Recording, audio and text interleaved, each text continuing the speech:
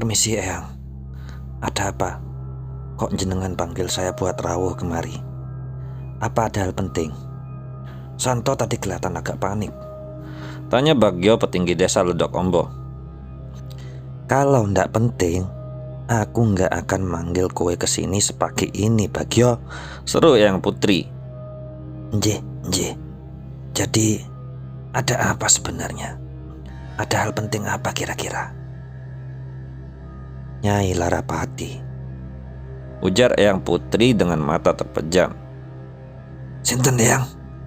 Siapa Eyang? Tanya Pak Bagio. Kupingmu budek ta? Nyai Larapati Bagio. Sentak Eyang Putri.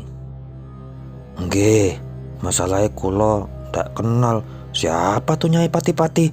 Gerutu Bagio sedikit kesal. Larapati Bagio, Larapati, ucap Eyang Putri penuh penekanan. Nggih, itu maksud saya. Celutuk Pak Bagio.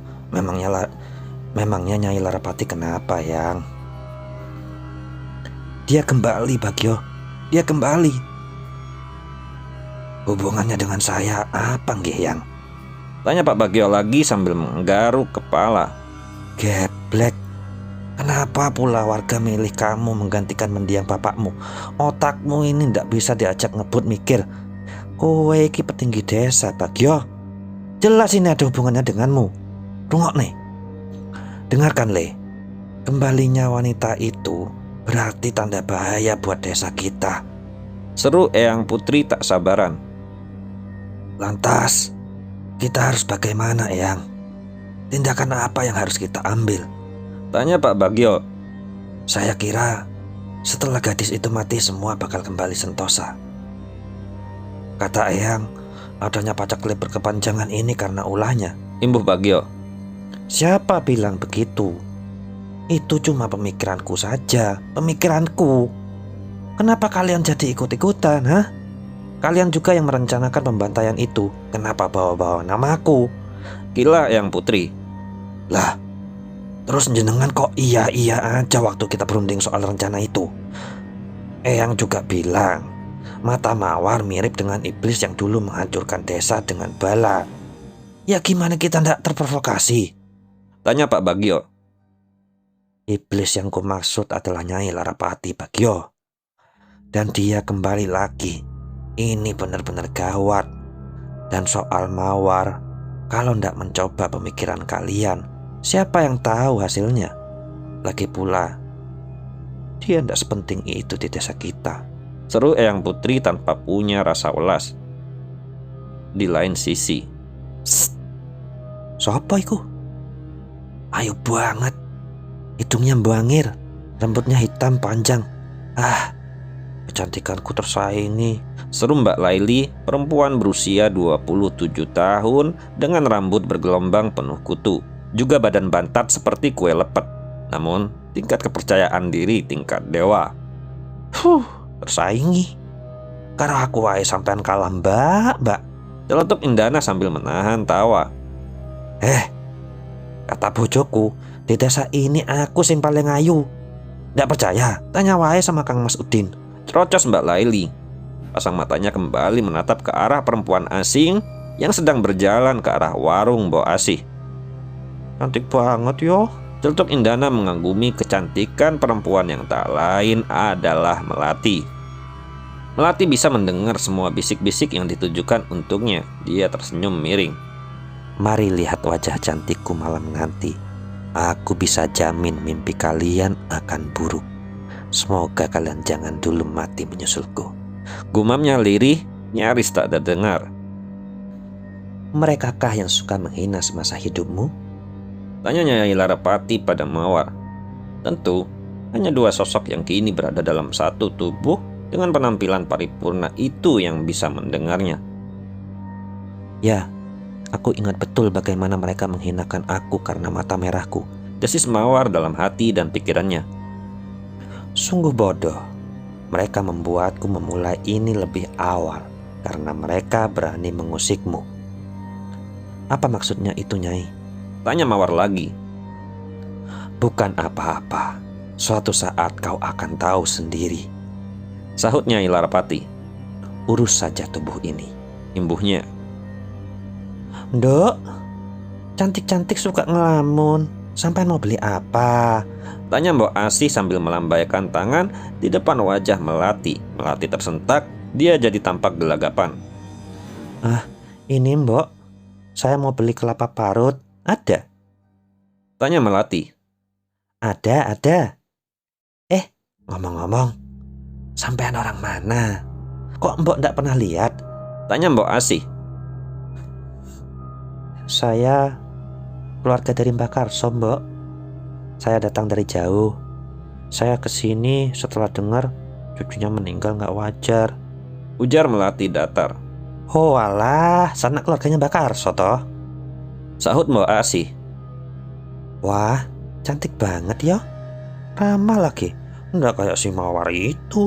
Celutuk Mbak Yanti yang entah sejak kapan sudah berdiri di ambang pintu warung bersama gengnya. Mawar bukannya ndak ramah. Kalian aja yang ndak mau nanggepin dia. Dia permisi saat lewat aja nggak dianggap. Yang ada kena usir. Ndak usah sok nyala-nyalain Mawar deh. Omel Mbok Asih. Melati tersenyum tipis mendengar pembelaan untuk Mawar untuknya. Ini uangnya, saya pulang dulu. Mari. Pamit Melati. Dia berjalan melewati segerombolan emak-emak yang berada di sisi kanan kiri pintu masuk.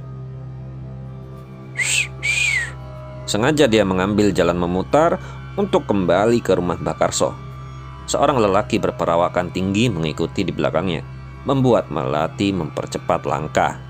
Namun, lagi-lagi bibirnya yang ranum mengukir senyum menyeringai. Dek, mau kemana toh? Kenapa buru-buru sekali? Tanya lelaki itu. Melati masih diam enggan menyahut. Siapa namamu? Aku ndak pernah lihat sampean di desa ini sebelumnya. Tanyanya lagi sambil menahan pundak Melati dan menariknya pelan. Melati berhenti dan berbalik. Aku Melati. Sahutnya sambil mengukir senyum aneh yang tak disadari oleh lelaki itu. Dia terlalu fokus mengagumi kecantikan wajah gadis jelita bermayang panjang di depannya. Kenalkan, aku Santo. Ujar Santo memperkenalkan diri. Sampean mau kemana? Sampean kelihatan kebingungan. Mau nggak Mas antar? Tawar Santo. Melati mengangguk malu-malu. Kena kau, Gumamnya dalam hati. Keduanya berjalan berdampingan. Santo sengaja memperlama perjalanan mereka dengan niat melakukan pendekatan. Santo telah jatuh hati pada wanita yang baru saja dia temui sekali ini. Sudah sampai. Masuklah. Titah Santo. Terima kasih sudah nganter ya Kang Mas. Ucap Melati dengan senyum manis terbingkai. Itu tentu membuat jantung Santo berdetak semakin cepat. Sial, dia cantik sekali.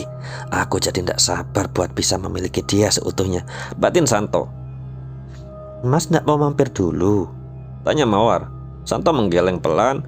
Dia masih belum siap kembali ke rumah yang tempo hari dia satroni. Sesaat sebelum meruda paksa Mawar dan membunuhnya bersama kawan-kawannya. Mas langsung pulang aja dek. Kasihan Eyang sendirian di rumah. Sahutnya sekenanya. Sampean takut? Tanya Melati setengah mengejek. Takut? Apa yang harus aku takutkan dek? Aku Santo, cucu satu-satunya dari sesepuh desa ini. Demit pun takut sama aku dek. Ujar Santo pongah. Duk, Mawar, sampaiankah itu?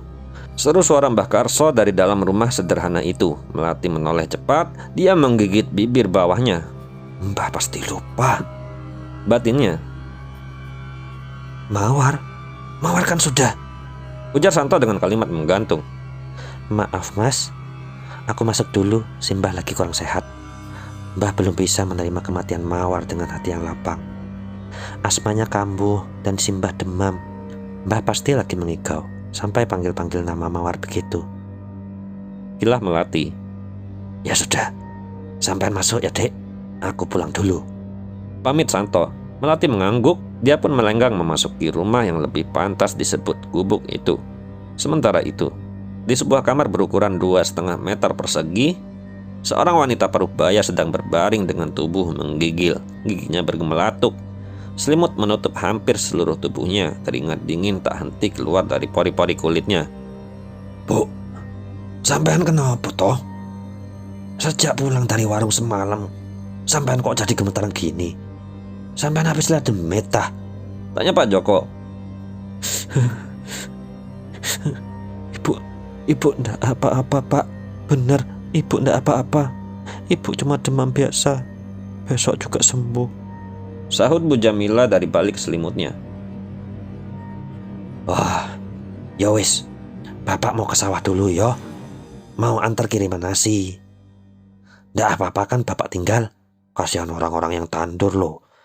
Mereka pasti wis lapar. Pamit Pak Joko. Bu Jamila tak menyahut. Bibirnya terlalu keluh. Pikirannya melayang pada apa yang dia lihat semalam. Ya begitulah kisah menakutkan ini berakhir. Jadi ingat, di setiap bayangan ada misteri yang menunggu untuk terungkap. Jika kamu menikmati cerita ini, pastikan untuk menekan tombol like dan subscribe untuk lebih banyak cerita horor yang membuat bulu kudukmu merinding. Jangan lupa untuk nyalakan lonceng notifikasi agar kamu tidak ketinggalan setiap kisah baru dari channel ini. Dan jika ada kisah horor pribadi yang ingin kamu bagikan, tulis di kolom komentar di bawah. Siapa tahu ceritamu akan menjadi kisah berikutnya yang akan kami angkat.